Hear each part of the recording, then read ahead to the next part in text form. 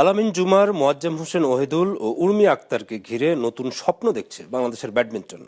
যে স্বপ্ন 2028 Los Angeles Olympic খেলা। তবে সেজন্য বাছাই খেলতে হবে তাদের, আর এই ত্রয়ী 2027 সাল পর্যন্ত র্যাঙ্কিংয়ে সেরা 100-তে থাকতে পারলে তবেই খেলতে পারবেন অলিম্পিক বাছাই।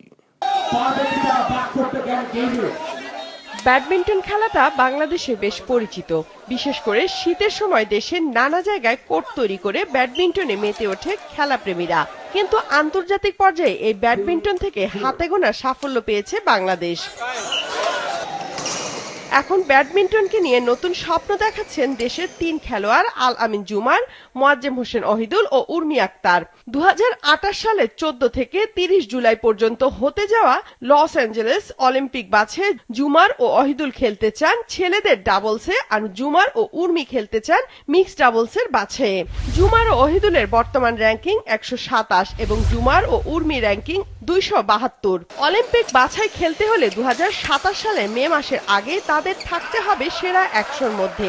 বিভিন্ন টুর্নামেন্টের মাধ্যমে বাছাই চলবে 2027 সালের 3রা মে থেকে 2028 সালের 30 এপ্রিল পর্যন্ত। সবকিছুই কষ্টের উপরে ফল আসে। তো আমরা যে ইভেন্টেই হোক না কেন, যদি বেশি পরিশ্রম করি অবশ্যই ফল আসবে। আর আমাদের ব্যাডমিন্টনে অবশ্যই আমাদের দ্বারা সম্ভব। শুধু আমাদের যদি পৃষ্ঠপোষকতা করা হয় বা আমাদের যদি বেশি ক্যাম্পিং করানো হয় তো আমরা ইনশাল্লাহ পারবো।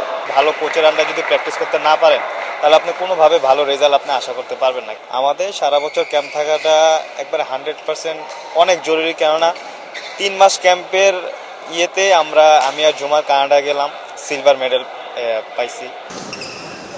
নিয়মিত নিবিড় প্রশিক্ষণ পেলেই কেবল সম্ভব যে কোনো অ্যাথলেটের জন্য সাফল্য পাওয়া। শুধুমাত্র টুর্নামেন্ট ভিত্তিক না থেকে ভবিষ্যৎ পরিকল্পনা সাজিয়ে এমন প্রশিক্ষণ আয়োজন করা উচিত বলে মনে করেন জাতীয় পুরস্কার পাওয়া শাটলার ও বর্তমান কোচ এলিনা সুলতানা।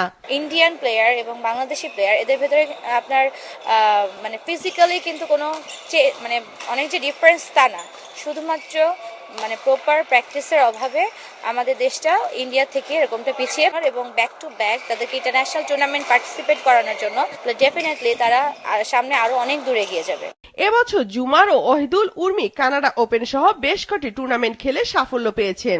আগামীতে তাদের চাপ মুক্ত রাখতে ফেডারেশন এই 3 জনকে নিয়েই করছে পরিকল্পনা। জুমার, ওয়াহিদুল, গুড অ্যান্ড উর্মি এই 3 জনই হচ্ছে বিডব্লিউএফ র্যাঙ্কিং এ আছে। কেউ যদি আসে আমার তাদের কাছে বলা থাকবে যে একটা দীর্ঘমেয়াদী অবশ্যই প্রশিক্ষণ দরকার। ওরা কিন্তু অন এক্সপেন্সে যায় খেলতে গেলে, ওরা যেন টোটাল স্পন্সারে 12টা টুর্নামেন্ট খেলতে পারে, ওদের জন্য নিজের পকেট থেকে টাকাটা খরচ না হয়। এটা যদি আমরা করতে পারি তাহলে অবশ্যই অলিম্পিকে খেলতে পারবে, এবং ফেডারেশন নেক্সট থেকে চেষ্টা করতেছে ওদের জন্য স্পন্সারটা ফেডারেশনই করে। ওয়াহিদুল, ঝুমার আর উর্মি দেশে না, এটা বাইরে খেলতে হবে।